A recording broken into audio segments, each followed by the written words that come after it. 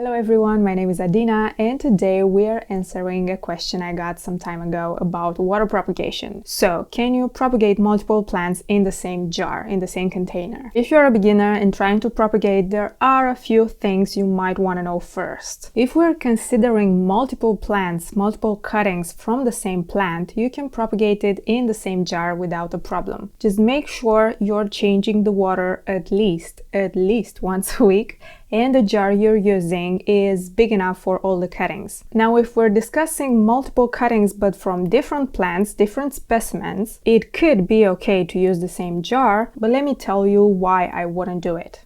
And the reason is simple. Let's put it on the screen with fireworks or something. I'm talking about bacteria. One plant could be more difficult and rot easily, so that plant will affect your other plants from the jar. Or maybe you forgot to sanitize the propagation tools, you reuse the jar without washing it first, or you forgot to change the water. Well, that's heaven for bacteria. Now, all your propagations are rotting because of that. Let me give you an example from my own experience. So, a long time ago, I tried to propagate a snake plant cutting along with some other types of cutting. I don't even remember exactly. I think it was pothos. The snake plant cutting could rot very easily if it's not supervised. Some people let the cutting callus for a couple of days and some people just place it directly in water. This rotting snake plant cutting was affecting all my other plants. I didn't know I had to provide fresh water for them that frequently, and all my propagations were not that successful. So this example with the snake plant cutting is very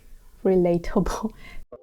Snake plants sometimes can be a bit finicky when they are propagated in water. There were times where I had to cut a plant again and place it again in water and wait again, and it's a stress to propagate snake plants in water. Anyway, I believe that every single cutting needs its own separate jar, even if you have multiple cuttings from the same mother plant. This is how you ensure high success rates while decreasing the possible spread of diseases from one species to another. If you want to know more about water propagations, I have a more in-depth video. I will leave it in the cards. I forgot where. Anyway, and in the description box as well. If this little video helped you, you can leave it a thumbs up so it will reach more people and spread the knowledge. And until next time, don't forget to take care of yourself and your plants.